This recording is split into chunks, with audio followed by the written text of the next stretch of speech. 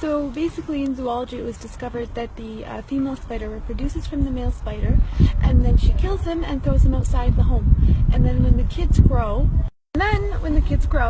they also kill the mom spider and they throw her outside the home. Technically it was discovered that the spider's home is the most bizarre home. It's the worst home ever built. And it was described in the Quran in one verse. In Surah Al-Ankabut verse 41 it says, "And those who take allies other than Allah is like that of a spider who takes a home. And indeed the weakest of homes is the home of the spider, if only they knew," is how the verse ended. SubhanAllah, people always knew the physical weakness and the flimsiness of the spider's home. But only in this era were they able to make the connection and comprehend the moral and the spiritual weakness of the spider's home.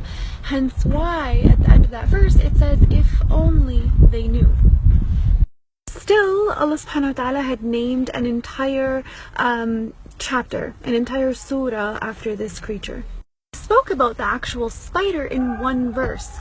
The rest of the surah was about fitan, sins and temptations. Literally, the second verse in Surah Al-Ankabut says, "Bismillahirrahmanirrahim," and do people think they're going to say we believe, but they're not going to be tempted or tested or tried? Technically, what's the connection between sins and temptations and the spider's home and the spider's web? Why was that connection made in the Quran? If we actually ponder into it a little bit, we'll realize that the connection and the battle and the intertwinement of fitan and temptations is figuratively, it's like the spider's home, the spider's web. Temptations are everywhere. There's a lot of them, and sometimes they're very intertwined and connected, where sometimes it becomes very difficult for the fitan or temptations to be individually distinguished.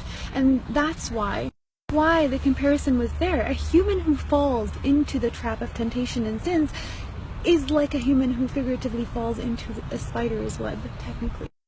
Here's the thing, if we decide to leave that trap through seeking our Lord with His power and our will, that trap becomes very weak.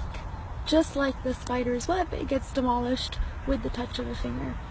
SubhanAllah, I just thought that connection in the Quran was very fascinating, very interesting. May Allah protect us from any fitan and temptations there.